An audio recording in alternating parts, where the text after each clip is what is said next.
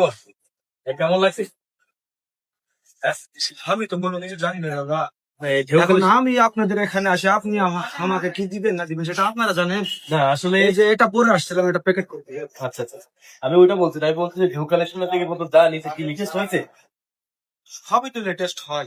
এবং রিসেন্টলি তোকে একটা ভিডিও করছিলাম আমরা, সেই ভিডিওটা ভাইরাল হয়ে গেল।